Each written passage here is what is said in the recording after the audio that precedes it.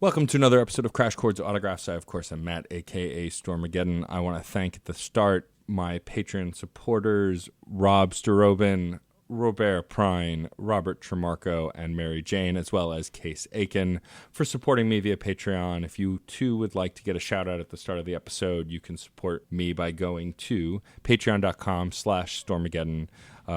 There are different tiers, different levels, different prices, anywhere from $1 to $3 to $50. Really, though, anything you can give is really a huge help to me, and I appreciate you all for listening either way. This episode is with the incredible Scott Thomas. He is one of the three co-hosts from the Infinity podcast. He's also an actor and a voice actor and improviser. He's kind of a jack of all trades and a really cool guy. We had a blast chatting. So without further ado, on to the episode.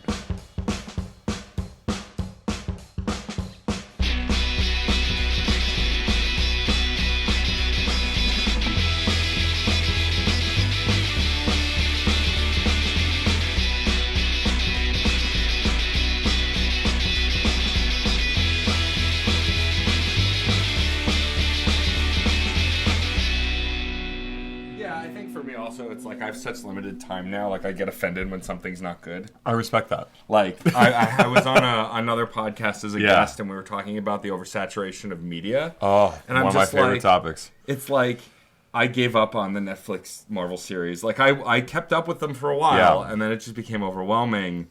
And now it's like I don't even play my favorite video games anymore because there's so many games out. Yeah. Like I used to play Chrono Trigger every year just because it was my favorite game. Yes. I could probably burn through it in like a week or two if I'm playing it consistently. And now because I'm so behind on games and I have two different gaming podcasts, so I feel like it's my job to play newer games. Right, exactly. I don't play anything anymore. I let myself play Red Dead for many hours today, and in part because I'm in it, and I keep saw that. I'm going to talk about that. I will be thrilled to. But I had that moment of going, like, I lost 4 or 5 hours when I could be watching television, and I feel that's my responsibility. Right. Because I auditioned for shows set here in New York. Right. And I'm like, I really should be watching X-Pilot or going after this script, and even if my body and brain need that, I've lost time, and there really is... Used to be you would watch 12 shows that are shot in New York and you'd be fine.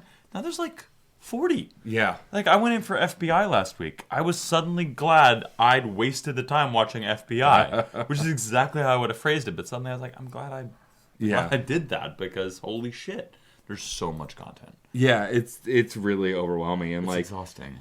It's why I think I love the Infinity Pod, because you guys just kind of hit a ton of... It's like a scatter shot of pop culture that pulls back to Marvel. And which is actually a reason I like Screen Snark, too, because you guys actually hone in a way where I'm like, oh, we're cutting through the noise. Yeah. Which is beautiful. I'm very thankful for Rachel on that. I guide the conversation, but the show wouldn't happen without her. Yeah. So...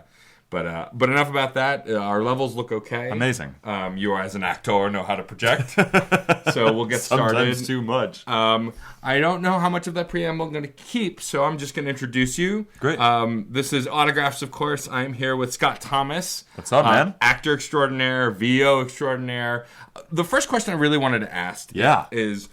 Where did you go to portray crazy store guy in last year's Christmas special for Patrick H. Willems? You know, it's Patrick is such a gift on so many levels, and one of them is that he lets me do anything. When I look at the repertoire of characters I've gotten to play through those videos, whether it's Wolverine or crazy store guy, I'm like, I'm just blessed that those are all things I get to do. And I think the actual answer is Chloe, my fellow actress in that special. Chloe has this amazing ability to be super, super heightened and super, super truthful. And I practically knew how she was going to play the part when I read it. Yeah. And so my only objective was like, how many obstacles can I throw in her way? And how bonkers can it be? Because when looking at what was on the page, it's like, there's nothing this can't hold. Right. Plus, we were shooting in Gristetti's for an hour. So you go big or go home, because literally they're going to kick you out of the store. They're going to throw you out, Yeah. So I was like, I should just drop to my knees and pump my fists everywhere. Like some extra from Footloose, because that's... How could I not? You've played terrible people in several Christmas videos at this point. Practically every one of them. So obviously you've been an actor for a while. How did you? So I guess let's start with, to kind of wrap things together.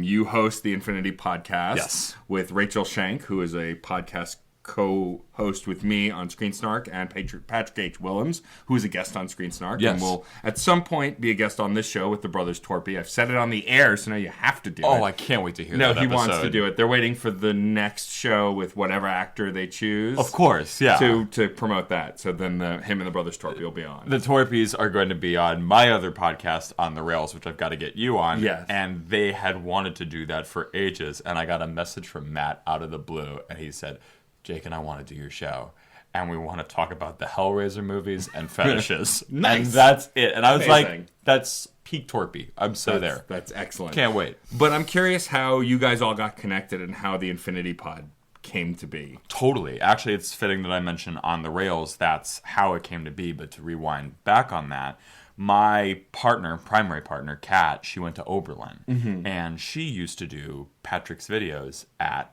Oberlin. Oh, cool. Tons of them. And even some when she moved to the city. And so right when we started dating, she told me, you and Patrick have to meet. I've got to make this happen. And we went to see her Fringe Festival play together. Patrick was there, but it was like ships in the night. Right. And he was always shooting stuff, and he was in Harlem, and we were living in Brooklyn at the time, actually right down on Prospect Park. Oh, cool. So it was never an opportunity. And one day I was on my way home, and she was like, oh, so hey, Patrick and I are hanging out, playing video games. I was like, that's cool. Great, I'll come by. We'll hang. Little did I know she had engineered that as, I know he's coming home at this time, and Patrick's free, and I'm going to get them in the same space, and they're going to hit it off. And that was 5.5 years ago. Oh, wow, cool. And she called it exactly right, and that's how Patrick and I started working together and have been friends and creative colleagues ever since. With Rachel, it's even more roundabout. I'm the co-creative director of The Ride, but before I was... okay. Yeah. That all makes sense. And before I was that, I was a host, and Rachel and I first hosted together during the Masquerade Ride, which has since improved, but then was very, very shakily a way of addressing fall and Halloween in New York City, and we both had to pretend to be British psychics or professors of ghostology. Okay. And what I quickly found was Rachel was willing to be as weird, as quirky, and as off the chain with that prompt as I was. Yes. And we just, anytime I got to host with her on this sideways facing tour bus for tourists who, some of them don't even speak English, I knew we would give a good show sheerly based on the energy that was in the room. So flash forward 2 years, I'm starting this podcast where people play a drinking game they don't know the rules to while they deep dive pop culture. I'm looking at my start date after weeks being out of town shooting a movie and then doing a play in North Carolina, and Avengers Infinity War was coming out. And so I thought, okay, first episode that, Patrick has to be the go-to guest. Right. One of my only rules for the show, though, no episode with all straight white men. I want to give other people a platform. That's awesome. Yeah. It's the Perfect. least I can do. Right. So I'm thinking, okay, who else can I get on? If Patrick and I got that box checked off. And I just thought, Rachel, she would be perfect. She and Patrick are going to be perfect together. We do the episode. We start rolling so deep because of all the tangents on the episode that we suddenly go, I think we have to do a follow-up episode next week. I'm going to bump the guests I had scheduled to week 3. We do that, and I immediately got comments online, the 3 of you should have a podcast. And we all looked at each other and went, I think that's a great idea. Suddenly, Infinity Podcast has more listeners and more episodes than On the Rails. How that works? I love it, man. It's all the best things that have ever happened in my life are the things I've least expected. And started with the smallest possible prompts. Like if they were things for an essay, you think it'd be 500 words, and they're now the 10,000 word events of my life. Yeah, totally. And I've been so lucky to fall into the Infinity Pod and the listener base, yourself included. I'm so grateful for the listeners we have, and it's been an unbelievable 3 to 4 months. Podcasting is an odd platform only because, so I've been doing it for a long time now. I've had shows that have ended. I have other shows that have started recently. And It's funny, of all the shows that I do, the one that took off the most is the one I do based on the video game series Mass Effect. Right. And that's because, well, my co-host, MJ, is incredible, and she's like a Redditor, and she goes on, different Tumblr sites, and like she's just really interact with the community. Yeah. But also, it's a specific thing that people can latch onto. Totally. And so I think Infinity Pod is part of that, because I guarantee initially people are like, oh, a podcast about Infinity War. Well, I love that comic and I love that movie. Let me go listen. Yeah. And then when it becomes about other things, they're like, oh, there's more to this, and then kind of jump on from there. Yeah, it winds up being a Trojan horse delivery system, not only for other topics, but I think for the people you're spending time with. Like, this winds up going on to a different subject, but I've been having talks with a few people about why musicians seem to be surviving the Me Too movement in a different way, right? Where they get called out and they still get to keep making music. R. Kelly being the most obvious recent example. It's taken this many years to get to that point.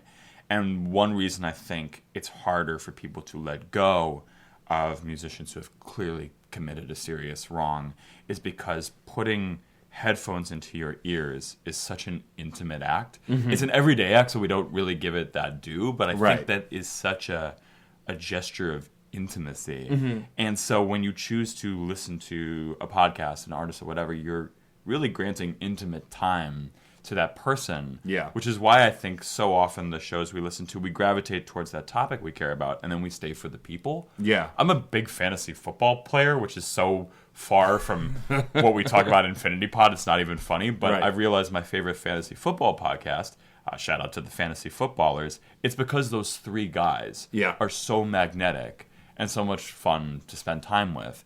They're great at their job, but I actually enjoy the hours I spend with them, and I think about it that way. Well, yeah, sure. I think presenters have a big influence. Like, for me, I love the British Top Gear, and when it ended and it became the Grand Tour on Amazon, I still watch, and it's not as good as Top Gear was, but it's still good because I love those three jackasses. Yeah. Like, the three of them are so much fun to watch together. Yeah. That like, and I'm not even a car guy. Like, I like cars, but I'll always have a love for the Porsche 911, unlike anybody, because it's just my favorite car. It's such a great car. It is.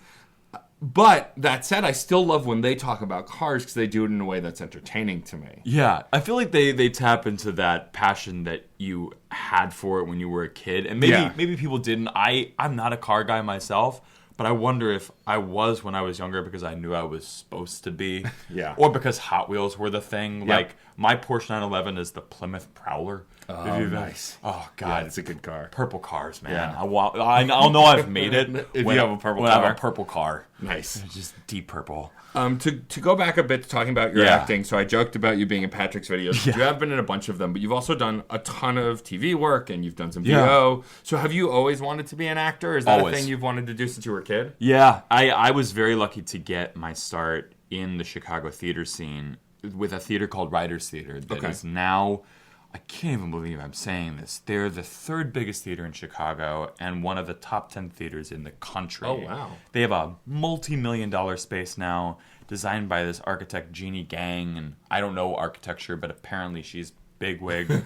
When I got started with them, they were a 30 to 40 seat black box in the back of a bookstore. Oh, wow. And the guy who runs the theater, Michael Halberstam, was literally handing out the programs himself. That's how I got started. I was handing out programs for Writers Theater. Yeah. I was non-union help, basically, like unpaid child labor. But he had a children's theater program. I quickly got into it and was very lucky under Michael's guidance to start booking roles as a child actor. I did bunch of stuff in Chicago at a very young age. I was auditioning for stuff like Miracle on 34th Street and Batman Begins, and like that sense of play, the way the imagination takes off. That was the first place I ever belonged. Oh, cool. Yeah, even in my own body. Yeah, really. Totally. One thing I never talk about on Infinity Pod because there's never a place for it. I actually have a sensory disorder.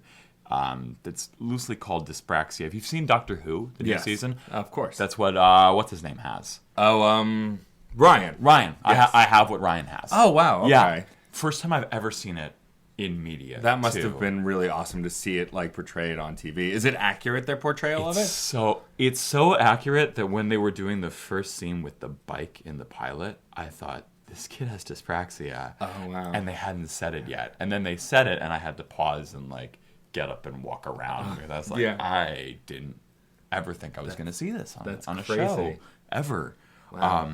So, really, acting was living for me. Real life didn't feel as full physically in my own body and self as acting did. Acting was dropping me into a deeper way of existing, and so I glommed onto it. That's fascinating. Yeah. It's interesting how you get involved with certain projects. Like I started in burlesque. I've been DJing in burlesque for 6 years now, but I started as a guy just stamping people's hands and taking money. So cool. And burlesque is how I met Rachel. Right. Because her burlesque persona, Charles Stunning, we met when she was still performing under that, which she still does now.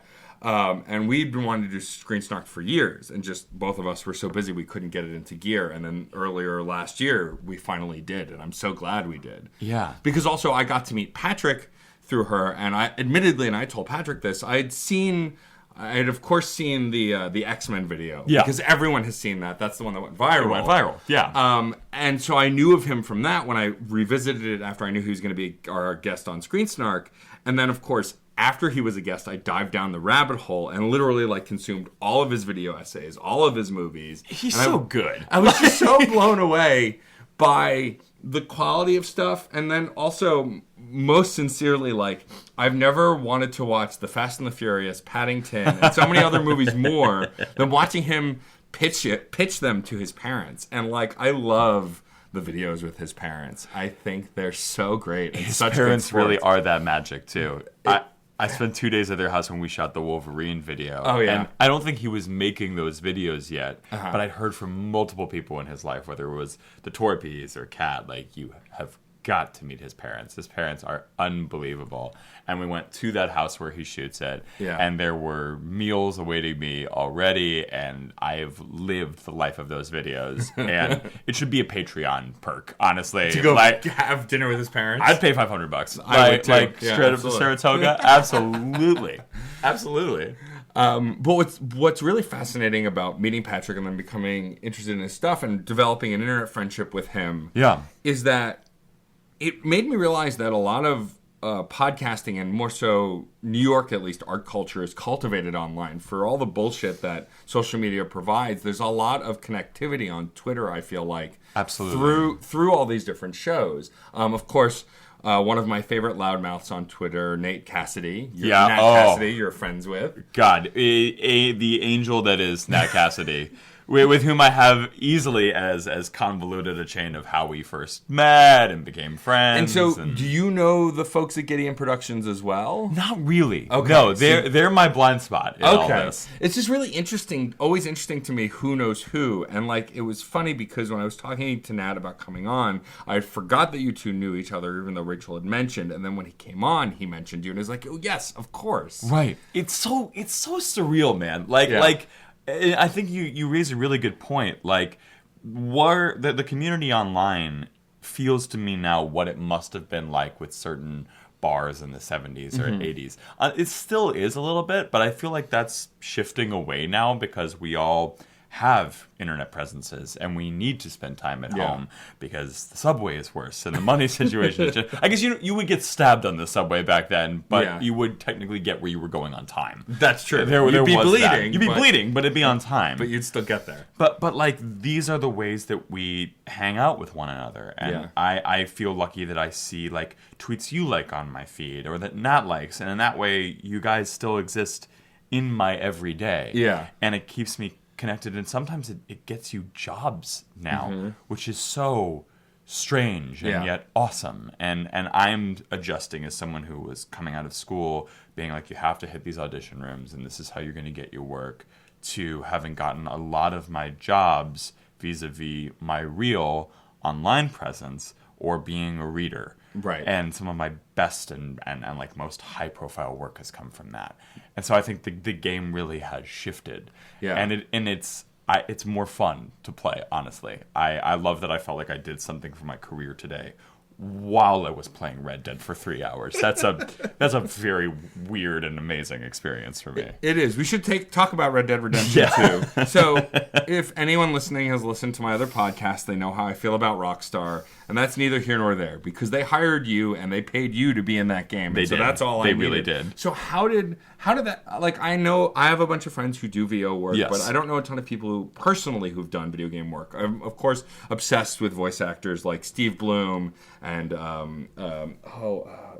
I'm gonna blank on her name now, but she's the voice of Commander Shepard. Oh yeah, I actually know who you're talking about. Oh, she's great. And Mark Meir, who's male Shepard, and so I know of voice acting, but I've never met people who have gotten gigs on video games. So how did that come to pass? It came through my commercial agents. Okay.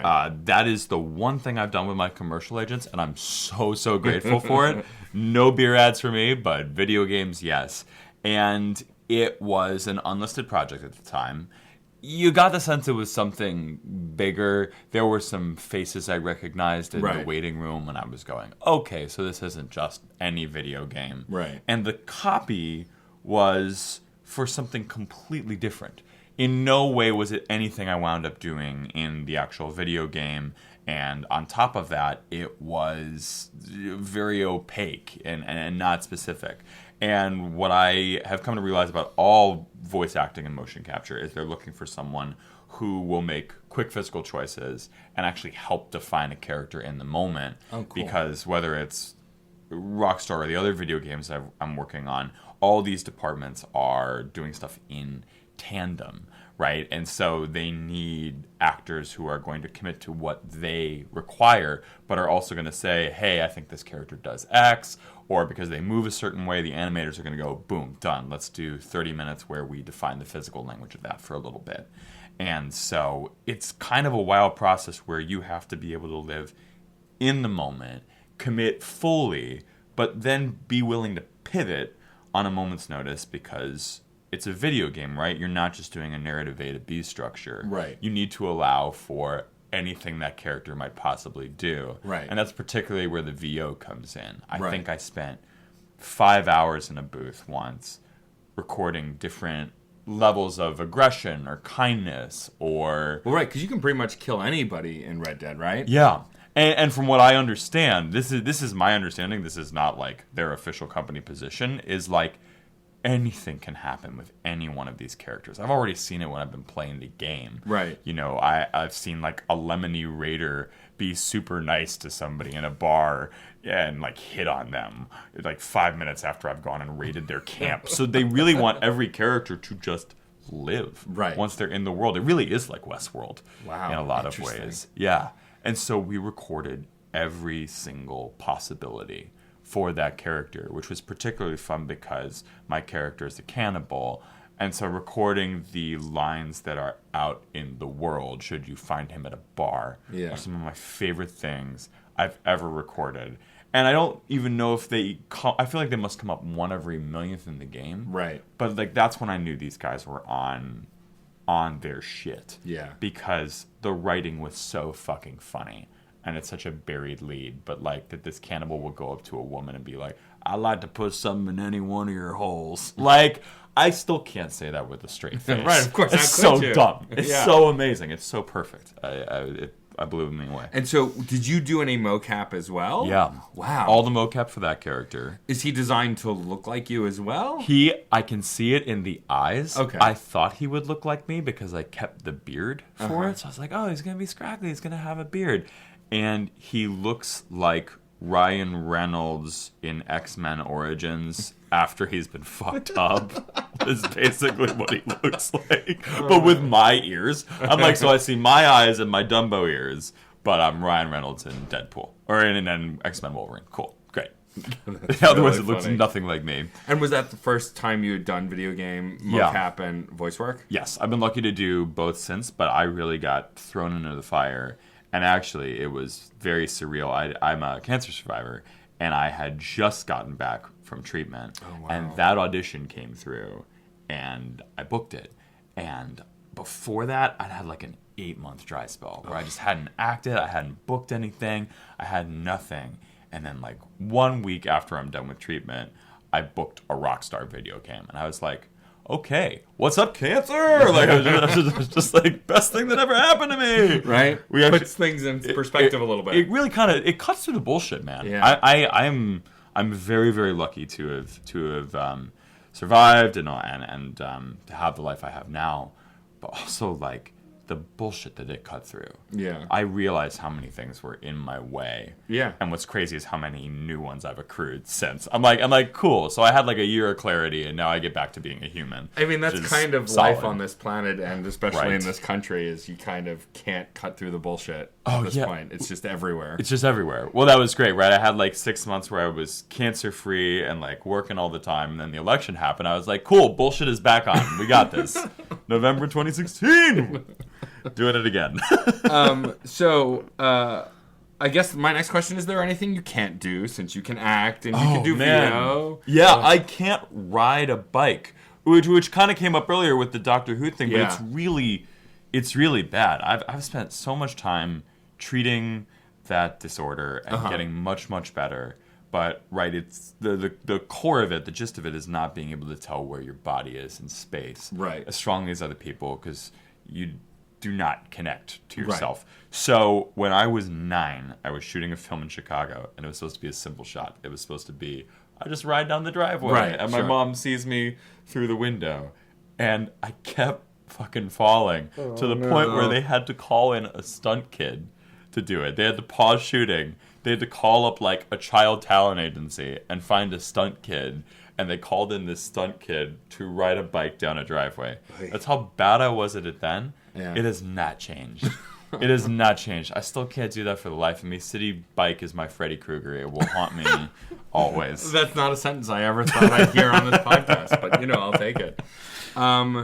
What are some projects that types of things you'd like to work on that you haven't, whether it's genre flicks or other games, or is there any kind of project that you would love to pursue that you haven't been able to get your hands in yet? That's a really great question. I think it's the scope of the project more than the project itself. I've been really lucky to have my hands in a lot of pies and to be able to look back at what my career has been so far and go like, I've checked off a lot of boxes. I did a really wild, quick horror film when I was 25. It's a short that no one's ever seen.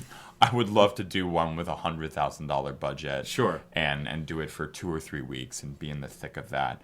I love the Hangout podcast I have and the Pop Culture Deep Dive. I'm sort of slowly preparing a podcast that's that, but a little more serious. I want to change the tone and the scope of it to have it be a smidge more academic and more of a dive on the short version is it's going to be about what we call butt rock and the way we've chosen to what's the word I'm looking for? Canonize it and hold it in regards to nu metal or indie rock, and how our interpolation of that, I think, has actually done a great disservice to the country as a whole. Sure. And to our ability to like talk about white fragility. I like that's kind of the weird the thesis of it. Yeah. And so I'm really excited to try and do that. I want to do these same things I've been doing, but really go deeper in and have the depth of it and the size of it be more and more and more. That's what excites me now. That makes a lot of sense. Yeah. Speaking about music, I love that you all talk pretty openly about music. Also, like, I was sort of able to predict your tastes and Rachel's tastes because I know her. But when Patrick opened up about being a diehard Robin fan, which I too am a diehard Robin fan, and it's funny because I didn't realize how much of her music I knew until I went back through her catalog. Right. And I was like, I know all of these songs. She was lit before we realized she was. Yeah. Like I always forget that Cobra Style is a song of hers. Yeah. And that song sounds like 2020 still. I'm like she was always been ahead of her time and incredible, and the fact that she's now a cultural force, we're so lucky. Yeah. Because a lot of those artists stay buried, and thank God.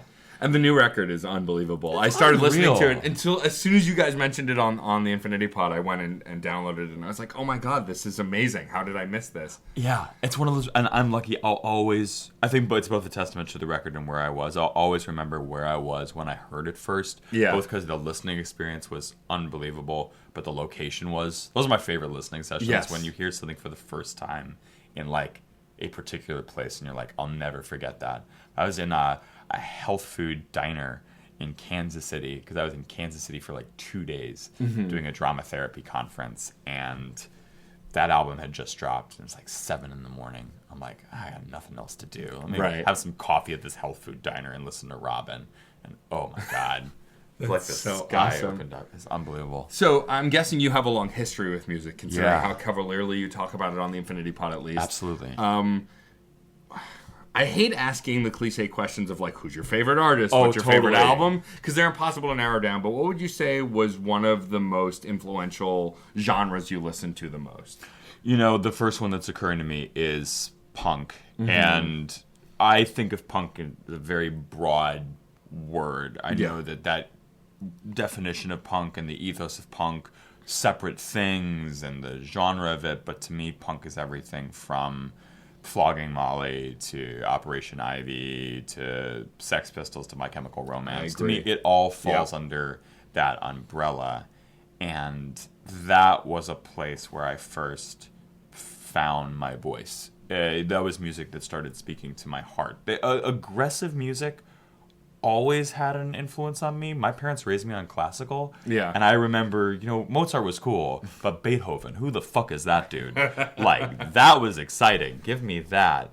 But I think it was, I always tell people Silverchair really opened it up for me. Silverchair's a great band, yeah.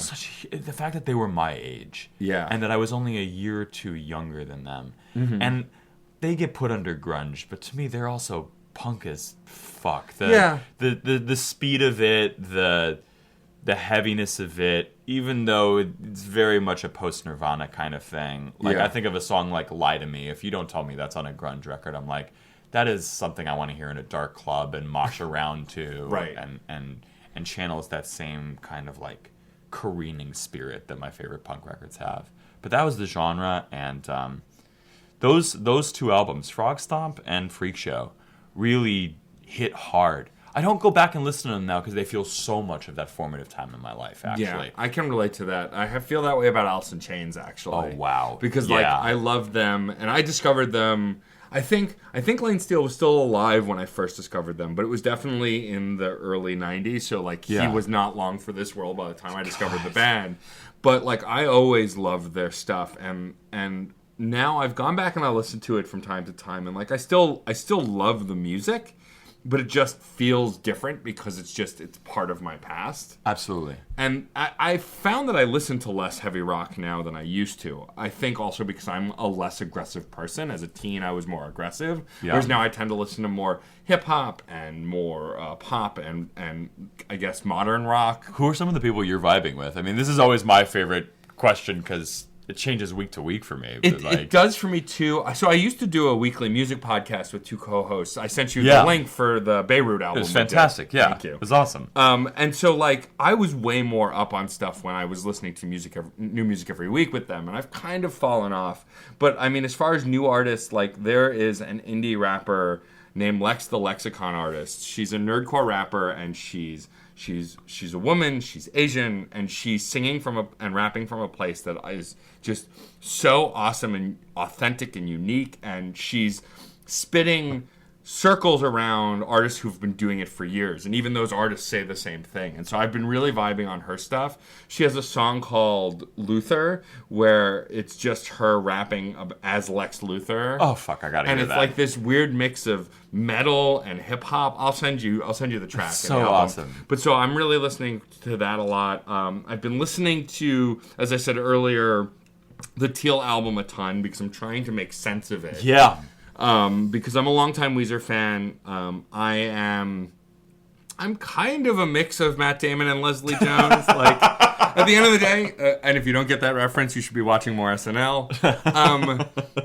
I was one of those people during Ratitude and Hurley going, oh, this is garbage, this sucks, they're terrible. But then, Everything Will Be All Right in the end came out, and I was like, oh my god, it's Weezer again. Yeah. And so I come and go with them, but like the newest record just has me confused because, like, to the point where I might do a 5 to 10 minute rant on it for my Patreon because I need to get the information out somewhere. But like, I don't know what to make of it and whether I like it or not. They've done this very weird thing over the course of their career because I can't stop thinking about the record either.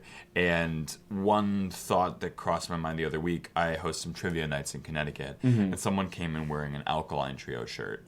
And that kicked my ass because I'm from Chicago, and so are they, and they were a very formative band for me. Sure, totally. And I thought their record last year, the name of which is escaping me right now. I know what the album... Like, I heard the album. It's got the phone on it, and the heart's carved in. I thought that was fucking great. Yeah. And I thought the weird thing that a lot of these punk bands from our youth are dealing with is they actually came of age in a time when it was okay for bands to get older. Yeah. Right? They were the first young artists who saw bands existing into their 50s and 60s and monetizing it and still making art. Yeah. That was really... They were part of a very early form of rock's family tree. Yeah. And so now they've come up with the idea that you can still do this when you're 40. You can do this into your 50s. Yeah. They're figuring out how to make punk pop albums about being older. Yeah. Which seems a hypocritical proposition, but it really isn't. And I feel like Weezer have actually documented their Arrested Development in real time for better and worse. Yeah. They've actually been a lot more messy about it than an Alkaline Trio, Yeah. than a Blink-182 for all the ups and downs they've had. It's because they release albums so often, you're like, this might have been a down year for Rivers Cuomo as a person or as an artist. Right. And here he is trying to be super young with throwing Lil Wayne on there. And maybe that's a great idea on paper, and the execution is balls bad. It's so bad. It is. But then you get the back half of White Album, where you get Everything Will Be All Right in the end, and you're like, man, you're suffering through this at the same speed that we are. And you have all the money in the world and all the fame in the world. And I wonder if that's the reason we keep getting compelled to them. Because the awkwardness of them and their miss-to-hit ratio actually feels more like ours than the artists we really love and get to consistently love, who are more like the Steph Currys and Kevin Durant's of the world. Right. They're like batting... I've just said batting about two basketball players. I'm about to mix every sport in there that's humanly possible.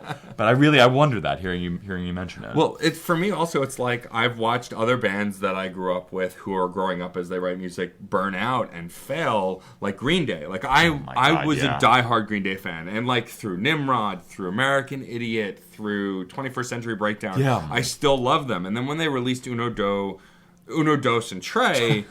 It was a train wreck, and we reviewed all three albums on my podcast. And like the first one, we would have, some of us would pick. We would each pick an album, and sometimes we'd have all picks where like we all agree we want to do that album. Yeah. And for them, it was the first time we had a no pick where none of us wanted to do that third record. Yeah. We had to because we did the first two. Yeah. And my problem with Green Day is their progression was, what if we still wrote music about being in high school or immature music, even though we're in our 30s and 40s. Yeah, you're totally right.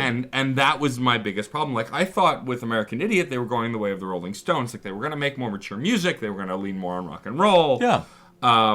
It didn't hold up. And I think it's interesting you brought up Blink-182 because I feel like they're a band that at first I liked less than Green Day because I thought Green Day was doing it better, and now I think Blink is doing it better. I agree. I think they're aging better. Their last record, I didn't love it, but it felt like Blink, and I liked it. I didn't love it though. Yeah, and the songs that are great off of it, it feels like it could be a transition record. My hope for it is that like this is the one that gets them to their next great album, right? Because the songs that work feel like Blink but feel new. Yep. Those first two tracks, I can't remember the names of them, were unbelievable. I listened to those first two, I'm like, they fucking did it. Yeah. They grew up. They've got the skeleton imagery in the car, like this is an album about mortality. This is going to be huge. And then the entire middle stretch of that record happens, and I'm like, okay, Cool. Yeah, all right, maybe Cool. not. Maybe not. That's better luck next time. I mean, I was also one of the people, though, who with them specifically, like, I liked the self-titled record, and I liked Neighborhoods. I thought that both of those records were good. I thought, like, what was clear also is with Neighborhoods is, like, they're struggling. Like, Tom doesn't know what he wants. Mark doesn't know what he wants. Travis is still amazing, because he's always amazing. And, like, they just struggled through that record, and I felt it and could relate to it. And that's why I was so hopeful when the more recent record with who is the new singer who replaced Tom? He's the guy from Alkaline Trio. Yeah. And like, so knowing Alkaline Trio and their stuff, I thought it would be a great mix. And what the record ended up being was, what if Blink and Alkaline Trio had a baby, and some of the songs sound like one or the other, and then some of the songs sound like none of it? And that's what that album was. Yeah. And like, I'm glad. Because they could have very easily leaned into something that sounded more like Alkaline Trio or sounded like old Blink. And instead they tried something different. Exactly. And so I agree. I think if they keep with it and they put out another record, it's going to be more cohesive and sound like a new Blink record. Absolutely. And you raise a really good point about them that I never thought, which is like, they've always had that undercurrent of sadness, and that stuck with them. And I secretly think my favorite pop punk acknowledges that, or even punk in general. Like, the angst may be turned up, but the sadness doesn't straight go away. Yeah. Like, I don't hear many sad hardcore bands. You know, like I love hardcore, but I can't remember the last sad hardcore band I listened to. That's never there. But even songs like there's stuff off of Dude Ranch that's really pretty sad, actually, when you break it down. And I love that that's been pervasive for them, because that was part of what made me feel included in the party, right? It wasn't just the misfit angle. It was like, you guys have your hearts on your sleeves in a very soft way, not a very showy way. I'm all for emo. I love it. Yeah. And sometimes when the spotlight's on it, I shrink a little bit. Yeah. As much as I love emo in all its forms. I do too. I'm someone who also emotionally connects to all of the media he consumes. The more you can pull me in, it's why me and Rachel both rage about like unearned emotional moments in movies, because I feel hoodwinked because I like being emotional in movies. Yeah. But when it's just the score that's doing it or something else, and so we're not really an earned moment, I feel kind of a little jaded about it. Totally. But it's the same thing with music. Like, I still listen to My Chemical Romance. I still love all of their records.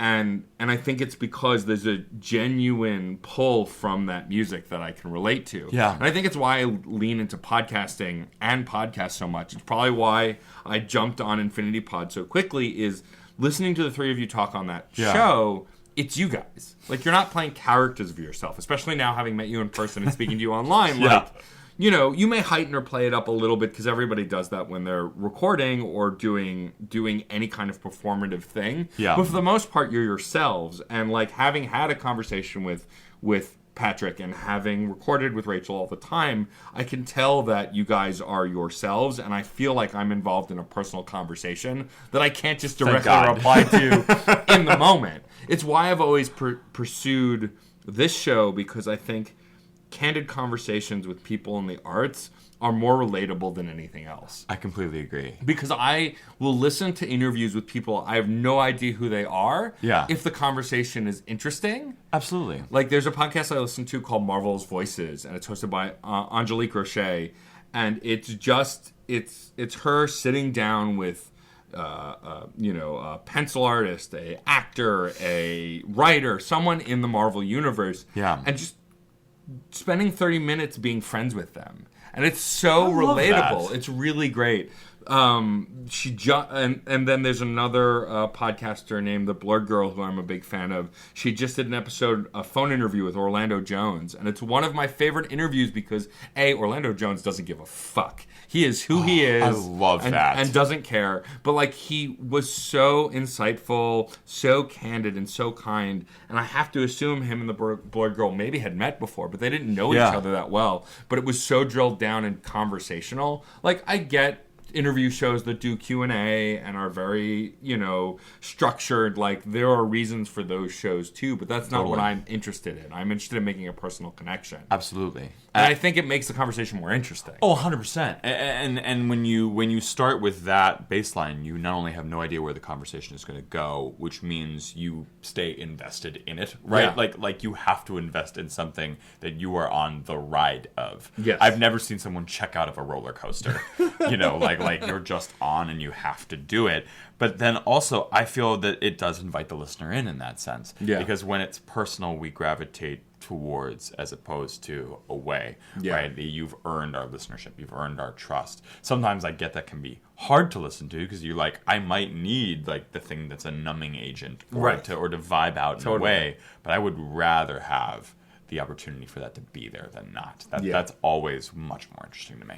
So now, being one of the premier Marvel podcasts in the universe, I have to ask, are you looking forward to Endgame? Now, having seen Infinity War, we haven't seen, as of this recording, haven't seen Captain Marvel yet, still a couple months away. Are you excited for Endgame? I'm actually so excited. Okay. I'm so excited. This has come up a little bit on Infinity Pod, but I'll talk about this to anybody that listens. I really believe in this idea of can't miss entertainment as opposed to best of. And to me, it's the things that we as a world are most likely to engage with, and that viscerally excites me. That would excite me if it wasn't a Marvel movie. Like watching the internet flip out about Serenity, and I don't know the twist yet, but like I am going tomorrow because now suddenly there's a chance that that's a can't miss movie. Not only with my corner of the world, but like in general, it could be elevated. And I'm excited to have a movie like that, and especially like Endgame, create bonds with people that I don't know already yet. So just the fact that it's going to occupy that kind of slot and resolve this chord of heroes being gone. Yes. The fact that it made the culture at large deal with that. Yeah. We in the comic book world know no one stays dead. Right. But there are people legitimately getting angry online. I have friends who still are only first seeing Infinity War now and then raging that they killed all these characters. Right. And that's so interesting to me. And what a cool thing for a mainstream property to do at a time that feels so hopeless like this. Yeah. Like, this is the time when you would think we need to see them alive. Yeah. And they were like, you're going to sit in this for a year. Yeah. You'll have the brief tonic of Ant-Man and the Wasp, but even then, if you stayed through the end, spoilers, like, we're going to take that away from you. Yeah. And you're going to live in this. And I think that's an actual shockwave that has reverberated for a lot of us. And I think we're only going to see the full impact of what that storytelling choice was, like 4 or 5 years down the road. Not just for Marvel, but for kids who watch that movie and are going to make art inspired by that decision. Yeah. Like, I fucking love that. Yeah, it's crazy how what Marvel's gotten away with. Also, like the idea that Infinity War as a movie exists, it is not a movie you can see by itself. I mean, you can, but I don't think it would make sense to someone who's not familiar with comics if they see it in isolation. Oh no, not at all. And that's really fascinating to me. Like, or even like Spider-Man: Homecoming as a Spider-Man movie can exist on its own. If you're familiar with the basics of Spider-Man, then it's fine. Same with Spider-Verse. Yeah. Like, they give you all the tools you need to understand this thing within it. Absolutely. And then we have stuff like Infinity War and some of, like, even most of the other Marvel movies, even like Winter Soldier or Thor Ragnarok. Civil War, for sure. You can understand those movies just seeing those movies. You might have some questions, but the basic premise you'll get. Yeah. Yeah, Kat watched Civil War just for Black Panther. I'd said, having seen Black Panther before, it's worth seeing Civil War to get introduced to the character. To get that little bit of exposition. Yep. I think the father stuff resonates more fully if you've seen Civil War. I agree, But she didn't know those characters. No, she was able to follow the film. It's totally possible. This, you won't be able to get under if you haven't seen. And Endgame is the same thing. Yes. Endgame is going to exist in isolation, that you have to have seen Infinity War and probably have to have still seen everything else. Absolutely. And you may have to seen Captain Marvel. Yeah. That remains to be seen. You know, it's a prequel, but I imagine the post credits is going to be something about her coming back to Earth or 100%. Something. And while we pick these movies apart a lot, lovingly, on Infinity Pod, I have also felt that, like, to me, they exist in this separate category as pieces to critique, not only because we haven't literally seen the end game yet, but because it feels like a different cinematic experience to me. Yeah. Like, to me, sometimes I go, I don't know if these are movies, which is actually something Patrick has said about Infinity War, that it's actually much more like a TV episode, a very long feature-length TV episode, than it is a film. And in that sense, I can't believe that we're going to see this whole chapter of pop culture and of a different kind of broad-scale mainstream cinematic experiment come to some sort of close. Yeah. And that thrills me to no end. And then, quite frankly, I really like what those writers do. Yeah. I know I'm going to get their names wrong. I know it's Chris and Steve, and I can't remember whose last name goes with who. It's like Chris Feely and something else, and Stephen Malcolmus. Yeah. He's from Pavement, but that's always what I'm going to call him. But they once said that they thought Infinity War was like making an Altman film.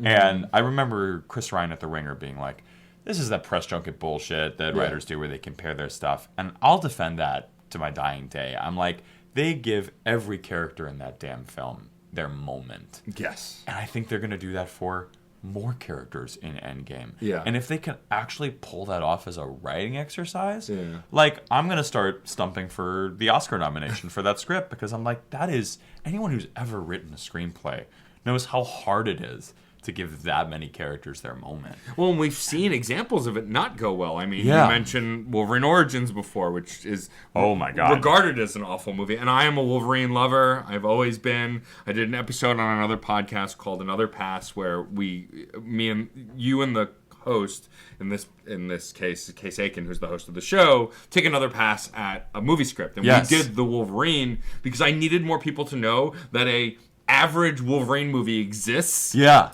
In this world where Origins was so awful. Yeah. But, like, there's so many ensemble movies where they just don't get it right. I mean, X-Men First Class was great, and then X-Men Days of Future Past was okay. Right. Like, and then Dark Phoenix is probably going to be terrible. It's going to be so bad. And, like, but the problem is, like, the reason the early X-Men movies worked is because they focused on Hugh Jackman and Wolverine and told the story more or less through his eyes. Yes. Which puts you in his seat, which is why I think Origins failed so much. Because it tried to pull a wider view. Yeah, it was the same thing that happened with those Dark Universe films that Universal was doing. Yes. They're so busy world building that they forget to be movies with characters with a beating heart. It's why the DC movies fell. Right. But yet why I inexplicably loved Aquaman. Because I knew everything about every damn character in that film. Yeah. They spent so much time with all of the characters. Yeah.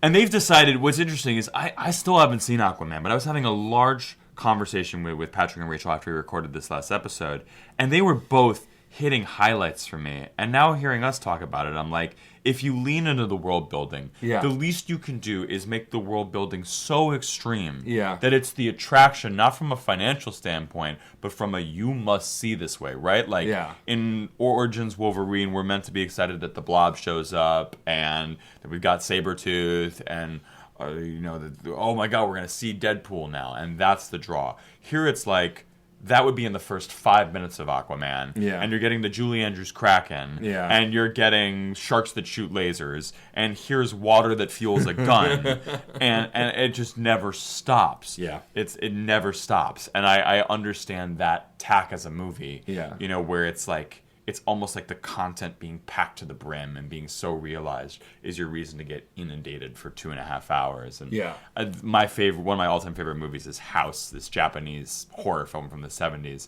It's not that different, and that's a Criterion Collection film. So if it's good enough for the Criterion and that, it's good enough for Aquaman. Look, we all know the Criterion Collection has Michael Bay movies in it. Two movies, as Patrick has taught the world. I think what's really fascinating about movies now is that there are less people saying you can't do that. With people like Jordan Peele and like Get Out, and then what's the name of the new one that's coming out? Us. Holy shit. Like those kinds of movies, like I'm sure there were people in the studio saying you can't do these movies, you can't make them, and he's like, I'm going to, and they've been huge successes. A movie like Black Panther, something we probably should have had decades ago, we finally got, and it was brilliant, and everybody loved it. Yeah, there's so many different versions of the bottom line now. That Netflix, Amazon, even something like Shudder is breaking apart. I was hearing you talk, I was thinking I just watched Cold Hell, which is a Shudder exclusive, and I'm a horror junkie, and I completely missed that film because, God, what a great year for horror. And so I saw it pop up on a bunch of lists. I'm like, I got Shudder, let me watch it on my commute back to Connecticut. And fuck, this this movie, it makes no sense from a pitch standpoint. It's like, okay, so this is gonna feel like a rain-soaked noir, and it's gonna be about a woman who is a mess and does Thai boxing classes, and she sees someone get murdered, and that's gonna be a giallo while we do that. But hold the phone, it's also gonna be an action film like Taken every once in a while. Also, it's about toxic masculinity. Like, that's the kind of movie that no one would have greenlit or given the amount of money that it clearly had in its budget for this insane car chase through the streets of Germany. But I'm like, they know that they're going to get it on something like Shudder. Yeah. They know that that's going to eventually yield enough revenue. Like, you can say, okay, it's not as much of a risk these days. And I think for genre film in particular, that's true. As opposed to like small narrative films. I music supervised a movie I'm very proud of that comes out this year with Finn Wittrock, who's a buddy of mine from school, and Josh Peck, and a bunch of other people. And it's taken a bunch of years for it to find its feet and get distribution, I think in part because there's no genre hook. Right? It doesn't actually subscribe to horror, superhero, or stuff that used to have trouble getting greenlit because you knew it would find its audience on a Netflix or Amazon. It's gonna find its audience because it's a solid film, but those are weirdly the movies that are having trouble now. And that's wild. It's really interesting. Also, the barrier to entry is so low. Yeah. Like, I have 4 podcasts. I'd probably have more if, I wasn't burdened by life. If you didn't need to have a job where you made more money. Like, me too. Like, But the barrier to entry is to make a decent product that you can then shop around is so low for everybody. And so, like, I appreciate... I mean, I know it also means that we can have horrible, horrible stuff. Like, my God, yeah. I've said on many occasions that art has never been better and worse at the same time because of the accessibility. But it's also, you can discover stuff that you never thought was a thing. Yeah. Like, for me, my biggest musical passion lately is nerdcore hip-hop. Totally. I love it. I love that also born out of that, like, there's a rapper, Samus, who I follow. Samus is so good. She is born out of nerd references and then writes a song like 1080p that's all about therapy and loss and learning. Yeah. But she's still considered a nerd rapper. And she said, I was at a panel that she did at MagFest. People told her, you'd be so much bigger if you dropped this nerd stuff. And she was like, fuck you. No. Why would I drop that? This is me. Yeah, and she's going to find this audience by not dropping it. The people who need that music in their life. And that's what, like, that kind of stuff being out there, we would have never seen that kind of music so easily accessible 10 years ago because of stuff like Spotify and Bandcamp and other ways that indie artists can just get their music out. Totally. And I'm a big believer that SoundCloud rap is one of the best things to happen to music in the last few years. Not even because I love it. I have very mixed feelings about a bunch of SoundCloud rappers. Right. But, like, the internet has taken charge in terms of saying this artist gets to blow up and this artist doesn't, and it can all start from that simple page. Yeah. And we're watching a guy like, this year, DaBaby, right? This dude from Charlotte. Have you seen his stuff yet? Yeah. I mean, the songs are there. I mean, they bang, they slap, Yeah. they're great. But those videos are absolute mind melters to me. Mind melters. I can't. Walker, Texas Ranger is one of my favorite movies I've seen all year. Yeah. And that we have that, and that it's getting 2 million views. Yeah. That's great. It's going to shape humor coming back into rap into a different way. Yeah. That's so cool. She can open up nerdcore for a bunch of people, as well as discussions about mental health, like you're saying. Yeah. Like, that used to get shut down, and now the internet is saying, no, we want it. Yeah. And then people will throw money at it. And what I love is now they will take the money and they'll kind of do what Len did in the Steal My Sunshine video, which is they just won't spend it. They'll be like, my aesthetic wasn't based on cash. Yeah. And so she can afford her tour. And that's I so always, cool. like, so you mentioned Len Steal My Sunshine, which is still a song that I love to death, unironically. But the fact that they're still around and that they, because of how they were smart about how that blew up and how they took care of themselves, like, they didn't just burn out, even though most of the world, we consider them one-hit wonders. They're not. Yeah. Like, they've existed beyond that. Absolutely. And it's because of how they leaned into how that blew up. Oh, absolutely. And so many of those bands, it turns out, were very smart about that. I'm a big Stereo Gum junkie. Yes. And they have their Catching Up With. Yes. Yeah. I had no idea about what's-his-face from Semisonic, Dan. Yeah. Who has gone on to write songs for everybody. He's literally one of the busiest songwriters in the industry. Yeah. It's unbelievable. Yeah. Well, it's not until after she passed how I found out that Carrie Fisher was like the script doctor. Unbelievable. Like everything. She touched everything. Unbelievable.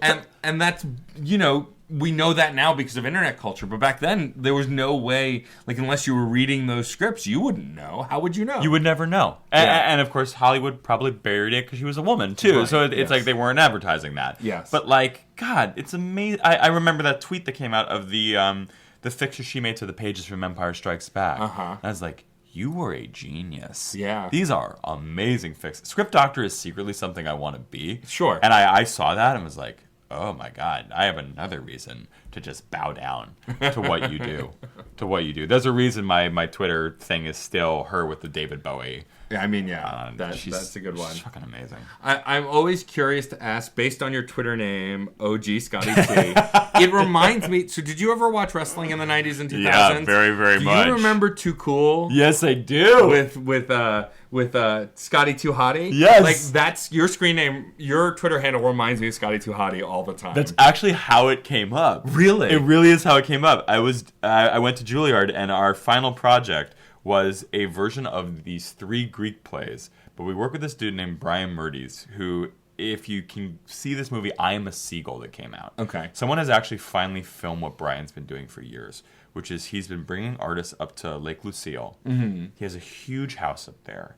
And in about a few days' time, sometimes it's a week, a little less than that, they mount a immersive production of Seagull or Uncle Vanya. There's music, there's food. It's usually 5 hours long. He's had celebrities do it. He's had people who are straight out of acting school. Brian takes these plays and blows them up into worlds you could never imagine that makes so much emotional sense. Mm-hmm. So we were doing, the first one was Hecuba in a Hurricane Katrina-like shelter, because Katrina had happened fairly recently. Mm-hmm. So we were on all these beds, and we were talking about like the way these characters would have to self-mythologize themselves in the circumstances.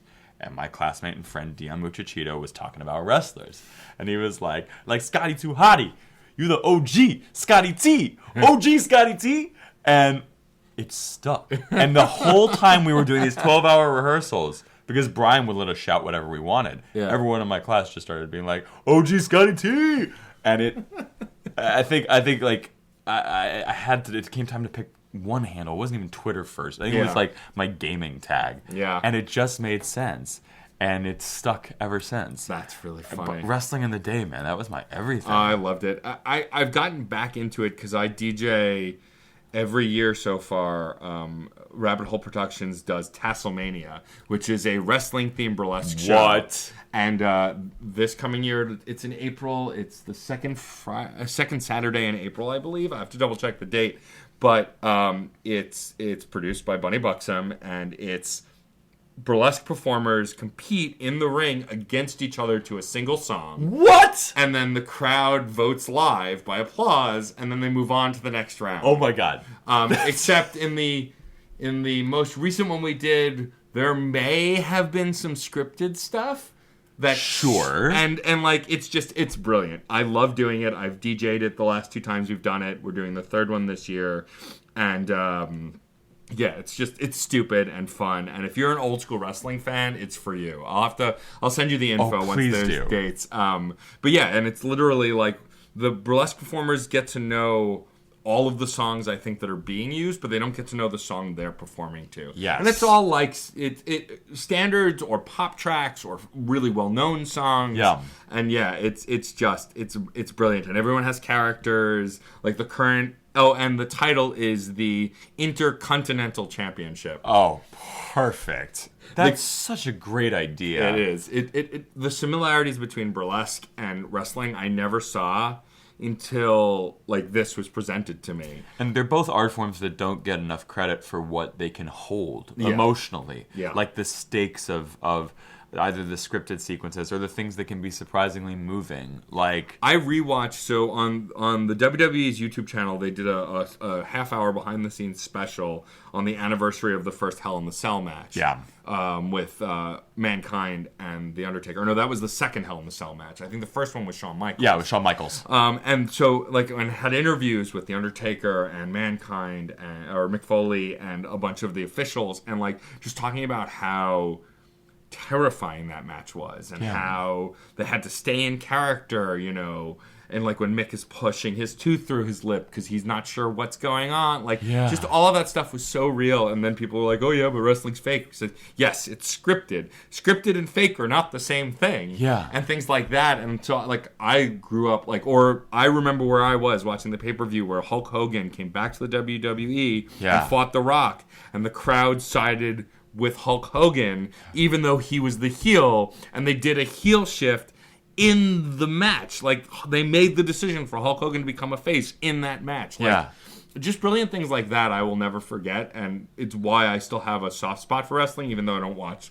the current regime. And it's sort of, hearing you talk makes me wonder if one reason we've gotten so good at serialized storytelling is because a lot of people who are creating it now actually grew up watching that. It's so easy to take for granted how long they stretched those stories for. That's like, true. I think we critically were like, oh, they're just trying to fill time to this match. But we genuinely were excited for that match to happen. And that was in the interviews, in the ways that characters would interrupt the matches with the supposed scrubs. Like, the amount of tension they would build over months is kind of masterful. When you stop and they were operating on so much more shoestring budgets, and I think too sometimes of wrestling and football being similar just because of the violence, but then also because of the HD camera effect, which is to say that I respect wrestling more now that the high definition has increased, because I see just how much it costs them now, and I'm like, it felt faker back in the day when you couldn't see it as clearly. And now you're like, even if that punch isn't landing, this is costing their bodies. And how when you watch football now, you're like, I don't want to see those hits. Oh, no, Because,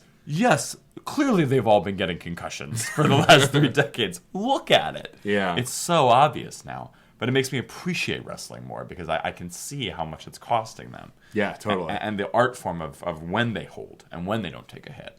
It's a dance. It's gorgeous. I want to pat myself on the back for realizing something about your handle that actually was in fact true. It totally is. I appreciate that. I've never had anyone point it out. Even if you lied to save my feelings, I'll take it. Oh no, I'd actually forgotten. It's total kismet because I'm seeing Finn after this, and that's only because he happened to be in the city, and we both shot the same sketch show recently. Oh, cool. So like it's been a day for all that. But it's in the forefront of my brain because those memories were kind of coming back to me as I'm riding into town. And I'm like, right, it was Dion who did that during the Greeks. And I'd completely forgotten that. That's really And funny. that's exactly where it comes from. So before we wrap up, are there any projects that are coming up that you want to plug before we get to the official plugs of the Infinity Pod, which we've mentioned 1,000 times at this point? Totally. But is there anything you want to direct people towards to check out that you've done recently or that you're doing? Well, I always like plugging the improv theater group that I'm a part of, and I think improv is marginalizing it. It's called 10 Bones Theater Company, and it's the Entirely From Memory series. And what we do is we take a property like The Goonies, which we're doing on Wednesday night. We all watch it once, but then when we get to the venue and the show starts, we don't know who we're playing. We are given lines by the audience we have to use, and there are sound effects that are going to be played, and we are going to try with as much dignity and truth as possible to do The Goonies perfectly from memory. And inevitably it goes off the rails and starts failing spectacularly. But I think the group, particularly with some of its newer members, has gotten good at holding the core of a story so that something like, we did A Christmas Carol in December, and Tiny Tim died, and while we were doing the first scenes, a line got pulled about Despacito. So Tiny Tim was just like, I love that song, it's one of my favorite songs. And fucking, I can't remember who was in the sound booth that night, but we got to the funeral and they started playing Despacito. And we all broke it down to Despacito while crying at his funeral. Amazing. And that's those are some of my favorite theatrical moments I've ever been a part of. So that sounds like a blast. Got a bunch of those coming up. We're starting at Littlefield now. Littlefield's giving us a run. Littlefield's great. Yeah. I love that space. So the Pit in Manhattan and Littlefield in Brooklyn, depending on where you are. I love the Pit also. I've been there a bunch too. Yeah. Yeah, it's a great space. Two of my favorite spaces to play in, man. They're great. Yeah. Like, so that and I guess this show Alternatino, it hasn't gotten much announcement yet, but it's Arturo Castro from Broad City. And he had the show as a YouTube show, but Comedy Central has given him a ton of money to do his own kind of Key and Peele-esque spin on being a Latin American man in this country, which is amazing. That's fantastic. But I also know from the sketch that we shot that it gets deeply silly and weird, and that it's not all just sharp political stuff. Right. And having seen what Finn did in his episode and having done mine, I'm very excited for people to see the show and just to keep an eye out for it, because I would love nothing more than for it to take off and be great for the culture, but also like I think it's employed like 300 New York comedy actors. That's amazing. Right? It's such a good thing for New York actors, so I just really want it to get the viewership it deserves and to come back, because like we should all be on that show, because he's going to need all the actors. So it's super cool.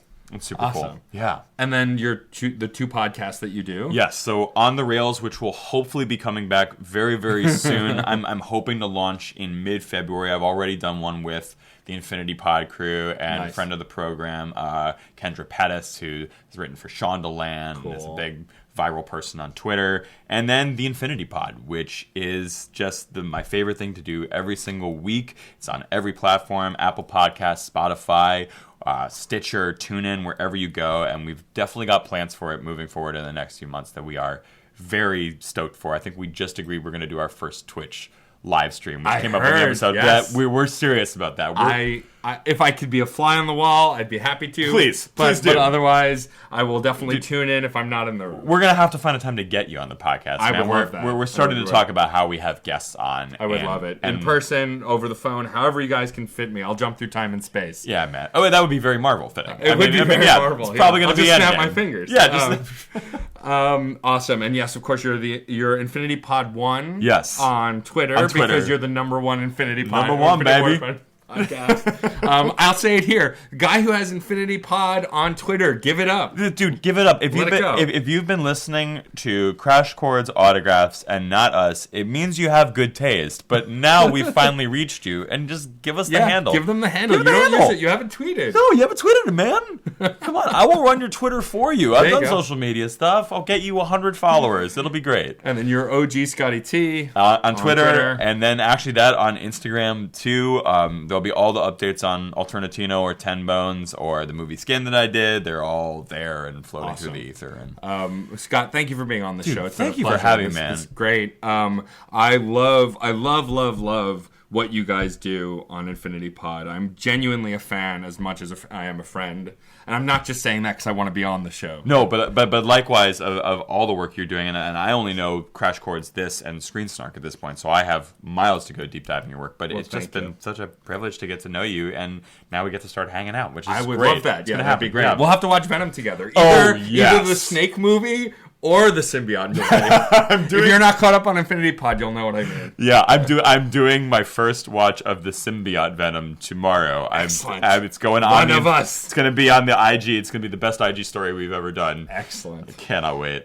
So my last thing is I will ask you to do my sign off, which is music is life and life is good. This idea that if you're creating art, life can't be that bad as long as you're making art. So please sign us off. One more time so I get it perfectly right. Sure. It's music is life and life is good. I love that. Music is life and life is good. That's it for this episode of Crash Chords Autographs. Our theme music is by Michael Kill. Our logo was designed by Case Aiken and Joey Amons. If you liked the show, please rate and review us on iTunes and Facebook. You'll help us reach more listeners. Questions, comments, or guest recommendations? Email matt.storm@crashchords.com or hit us up on Twitter @CrashChordsWeb. Thanks for listening. Hi, this is Victor Devon, and I am the host of We Burlesque, the podcast. Every Monday, I talk to fabulous denizens of nightlife, including burlesque performers, both seasoned and new to the form, drag performers, performance artists, DJs, and artists who make up their respective scenes. You can find us on Spotify, Apple Podcasts, Stitcher, and more.